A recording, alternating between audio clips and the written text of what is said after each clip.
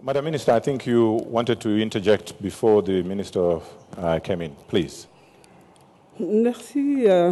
À propos de la bonne nouvelle, je crois que j'ai vu l'importance des médias lors de l'organisation du forum à Brazzaville sur les infrastructures. Il s'agissait de Build Africa.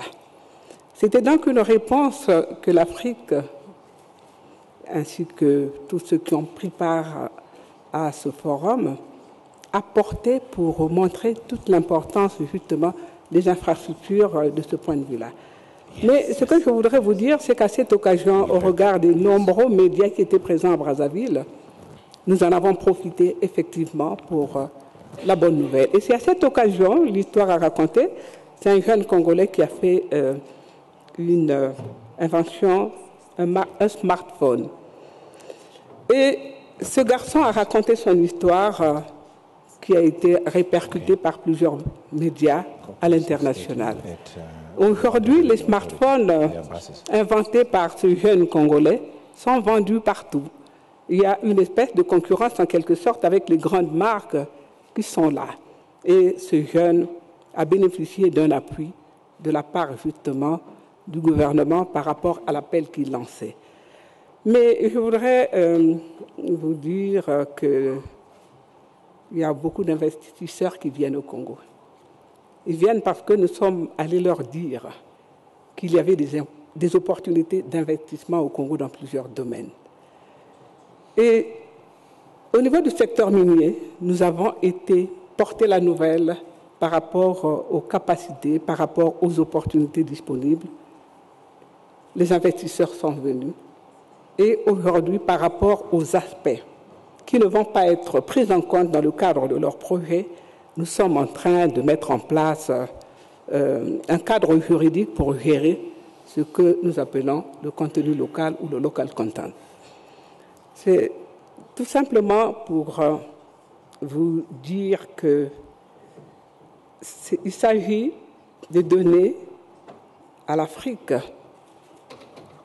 aux nationaux, les opportunités de pouvoir intervenir dans des secteurs jusque-là réservés aux grandes sociétés.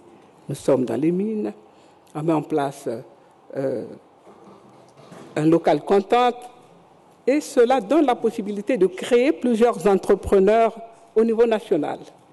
Au niveau national, ce sont des PME qui vont travailler comme satellites tout autour donc de ces grands projets et nous pensons là que par rapport à une cession de la richesse héritée à la richesse créée, il nous faut voir comment accompagner avec un climat des affaires adapté à la situation pour aider les entrepreneurs nationaux, comment donc créer, parfois de façon particulière, des avantages qui peuvent leur permettre eux aussi de devenir des entrepreneurs et de participer à la transformation, à la croissance de l'Afrique et à la création d'emplois. Donc en fait, en termes d'amélioration du climat des affaires, je crois que c'est une préoccupation pour tous les Africains et nous nous devons de répondre aux appels, aux attentes et c'est ce qui justifie un aspect que je n'ai pas évoqué, la mise en place d'institutions pour établir le dialogue. Le dialogue du conseil public-privé pour que les uns, donc les pouvoirs publics, comprennent les préoccupations des autres, c'est-à-dire le secteur privé. Et le dialogue, oui, parfois, les messages envoyés à travers les médias, pourquoi pas, mais je crois qu'il faut dialoguer, il faut se parler, il faut échanger pour comprendre les besoins des investisseurs et pouvoir parfois réagir en conséquence lorsque c'est possible.